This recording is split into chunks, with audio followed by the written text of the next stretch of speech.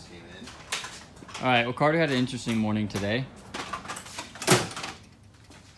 Strip this thing down. Had a little hammer time here. Okay, so tell us what we got going on here. Well, so some of you guys might have seen this from the Facebook post, but we had a customer call like before Christmas and say, oh, my wife just got a bike. I think we bought a lemon. So it's kind of one of those phone conversations. And he explained what was going on and that the bike had looked like it had been wrecked, which it definitely did. So he just brought it in yesterday and basically kind of looked at the bike and looked at it for 1 second. And it's gonna be a little hard. We have the pictures. Maybe we can post those on there too. But anyway, one quick glance and you could tell that the wheel was just like completely cockeyed. It was bent backwards, sideways, and every axis of bent you could get. Not to mention on these Vespas, you have your metal body here and the leg shield was probably like, I don't know, like half an inch curled back with like zip ties, and you could see spray paint. And there's, we didn't really see this until we sort of got all the body panels off. There's a good view right here. Bondo, yeah, like thick layer of Bondo on here. And they were never told this bike was in any. No, not at all. But it was one of those situations where, you know, it was a buyer. They'd never really bought a scooter before. That's crazy. So unfortunately, they didn't exactly know what they were looking for. I think they said that they went and looked at it at night. So a little unfortunate that was the situation.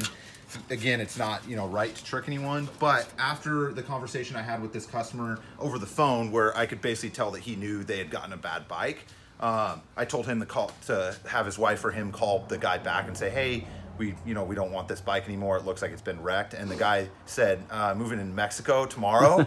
Sorry, I can't give you your money back. Sounds legit. So yeah, they learned a $1,000 lesson basically in that, which isn't too bad. So it could have been worse with a Vespa. Also, if you're looking at Vespas like ET4s or LX150s or anything, if it's too cheap, look at the other ones they're selling, they sell for like $2,000, $2,500, maybe even $3,000 if they're in good shape still. If it's too cheap to be true with the Vespa, it definitely is. So just these are bikes that definitely hold their value. And if you see one selling for $1,000 or $800, so once you got some of the body panels off, we could see that there was some extensive body work done to this bike. I'm baffled at how much effort this guy that sold it to them went to actually fix this bike, because it was not like, this guy spent serious time making this drivable. So and he was riding it. He was riding it. We had another shop in town that confirmed that this guy was actually riding it around. Here, you take this. All right, cool. Yeah, we got a customer coming in, but anyway, we had witnesses say that they've seen this bike driving around town like maniac and stuff. So a couple weird things here.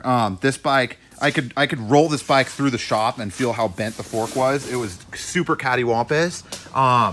So you can see down here that the bike was driven at some point with the wheel rubbing the body enough that it actually rubbed a hole through the frame.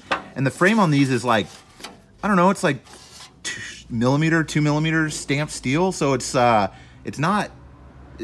nothing. It's got some material there. But the bike currently, it wasn't rubbing that. So I don't know if this whole frame was pounded back enough so it didn't hit. It doesn't look like it. Or if he put the front fork in like in a winch or a ratchet strap and actually tried to bend the whole thing back.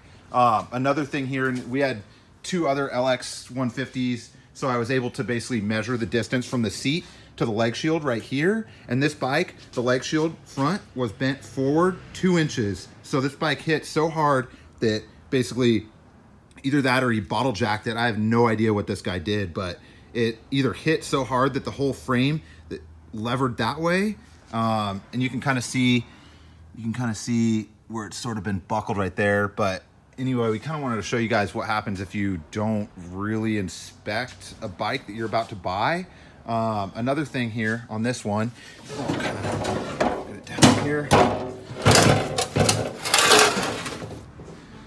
So another thing is on this bike, taking the front wheel off, every lug nut except for one was some random awkward not correct lug nut.